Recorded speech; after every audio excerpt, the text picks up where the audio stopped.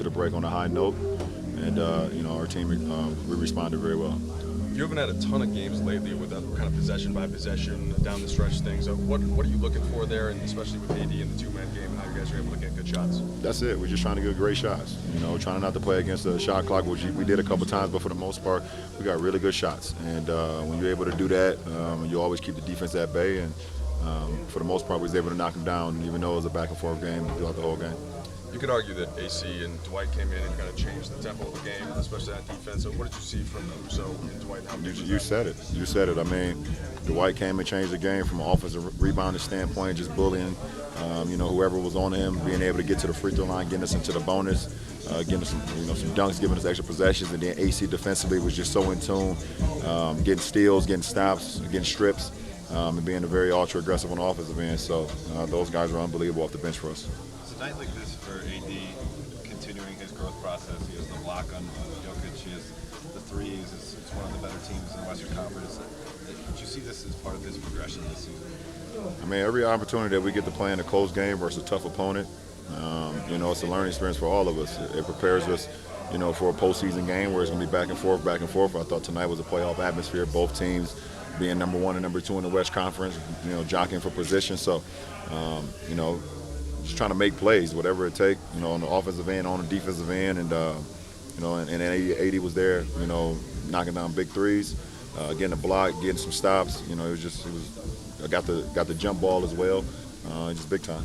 Lebron, with you being injured last year, does that make you, with the not making the playoffs, do you feel more on a mission this year did that make you appreciate the game more, not playing last year and not being in the playoffs?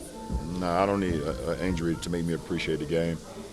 But coming into this season, just very hungry, very enthused, very motivated on trying to put this team in position to be as successful as we can, and also at the end of the day, not ever skipping the process.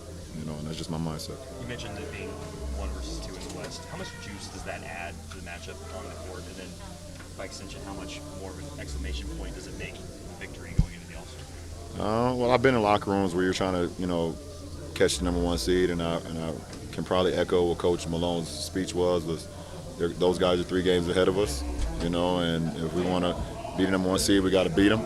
They beat us on our home floor before, and let's go get this one. So I had that in my mind, understanding I know what they're thinking over there. I know the dialogue that's probably going over there and saying they want to, try to get a great win versus us, going into the break. So, I just try to counterproduct that by, bringing that same intensity. You've been on teams where, you guys have been the number 1 seed. You've been on teams where, you haven't chased that as hard. Is the number 1 seed a strong goal? You guys have been number 1 almost no matter what. We don't talk about it. We really don't. We just play the game the right way. We don't talk about it. We see the standings. We know what it is, but we don't talk about it. We go out and say, hey, we're the number 1 seed. Let's play. Now we just go play our game. And if it happens, it happens. You'll have a 6-week sprint after the break until the postseason.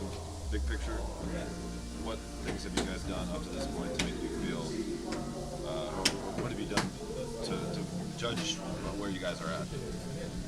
Well, we are where we need to be.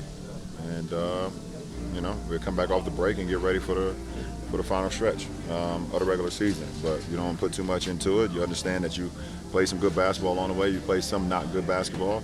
But you want to continue to get better and continue to trust the process. So we look forward to it when we get back and get back on the floor and see how far we can continue to grow. I know you don't talk about it amongst each other, but for you personally, how important do you think it is to have that one seed? We don't talk about it. I don't know.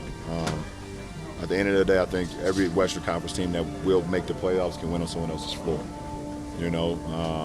For us, we would love to play in front of our home fans as much as we can.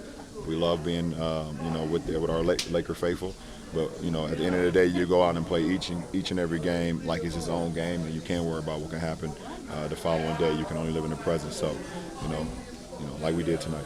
Having a key role in the All-Star game is a big it's part of your career for a long time. Do you find any ways to find breaks, just mental, over these? I try.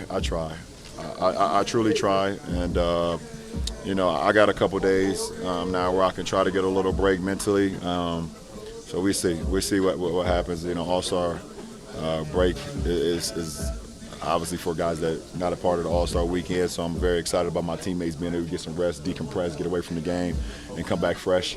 And myself will be locked in for them, no matter how much rest I can get.